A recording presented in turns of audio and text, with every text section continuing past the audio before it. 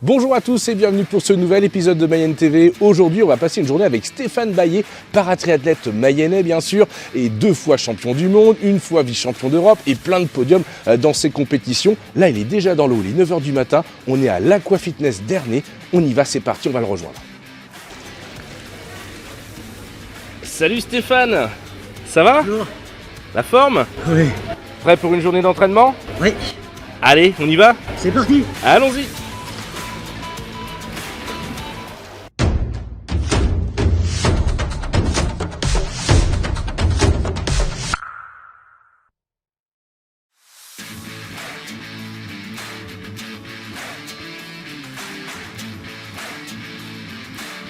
Alors Stéphane, pour ceux qui ne te connaissent pas, parle-nous un petit peu de ton parcours. Donc, je m'appelle Stéphane Baillet. Moi, j'ai eu un accident de la route en 2004. Donc, je suis amputé fémoral. J'ai pas mal de soucis au niveau des bras. Je suis resté à l'hôpital à peu près 1 an et je me suis lancé dans le sport en sortant d'hôpital. J'ai effectué plusieurs années de paracyclisme en étant premier mondial plusieurs années. J'ai fait plusieurs fois championnat du monde de paracyclisme. J'ai fait les Jeux de Pékin en 2008. Ensuite, en 2011-2012, j'ai basculé sur le paratriathlon. Et en paratriathlon, j'ai basculé en 2012 et je suis champion du monde paratriathlon en 2012, champion du monde paratriathlon en 2013. J'ai fait les Jeux de Rio en 2016 où je termine 5e. Ça y est, terminé. Les Jeux de Tokyo, j'ai pas pu les faire puisque ma catégorie n'était pas olympique pour les Jeux de Tokyo. Mais elle a été rajoutée pour les Jeux de Paris, donc j'ai repris l'entraînement sérieusement afin d'aller chercher ma sélection pour les Jeux de Paris. Alors Stéphane, après cette séance de natation, on va où là? Maintenant, c'est chez mon kiné, à Mayenne, Jean-Charles Créneau, qui me masse depuis bientôt 10 ans maintenant. Ah bah allons-y.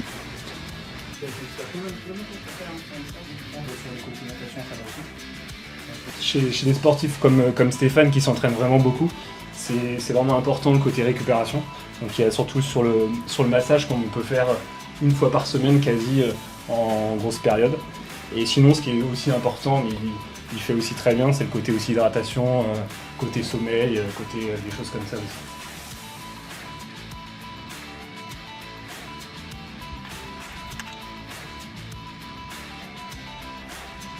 Alors Stéphane, quel est le programme pour la suite? Là, c'est parti pour environ 2 heures de vélo. Et ensuite on enchaînera avec la course à pied? Petit enchaînement de course à pied, après pas trop long. Alors mon bloc principal, c'est ma discipline vraiment où je suis le plus costaud, c'est d'où je viens, c'est le cyclisme. Et par rapport à mon vélo, je vais organiser ma natation et ensuite je vais organiser ma course à pied. Donc mon gros bloc, c'est le vélo. Ensuite mon deuxième gros bloc, c'est la natation. Donc je roule à peu près 5-6 fois la semaine. Je nage 5 fois la semaine. Et pour courir, ça dépend de l'état de mon moignon. Comme la course à pied me traumatise énormément avec mon emboîture et ma prothèse, donc j'essaye de faire 3 courses à pied au minimum dans la semaine. Et si ça passe, j'en fais une 4e.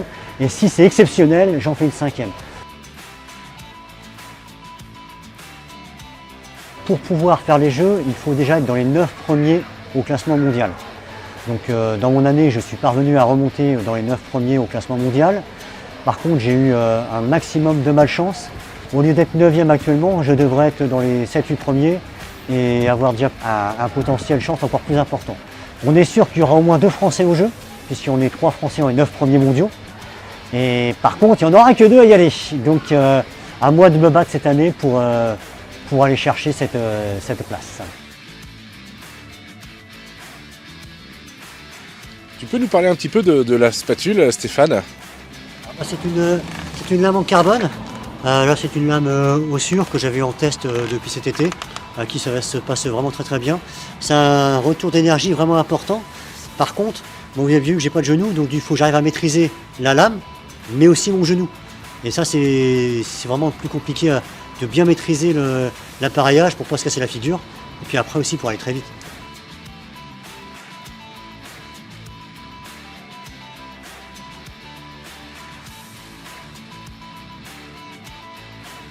À Saint-Denis-de-Gatineau, comme vous le voyez, Stéphane s'entraîne pour la course à pied. En attendant sa fin de l'entraînement, je vous propose de regarder le reste de l'actu en images.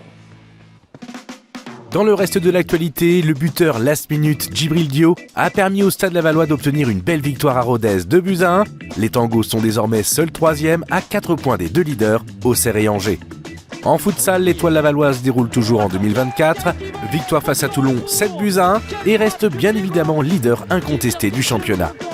En basket et la Nationale 2 masculine, l'USL s'est imposée à la salle polyvalente 94-72 face à Grande-Sainte et se positionne à la 10e place au classement.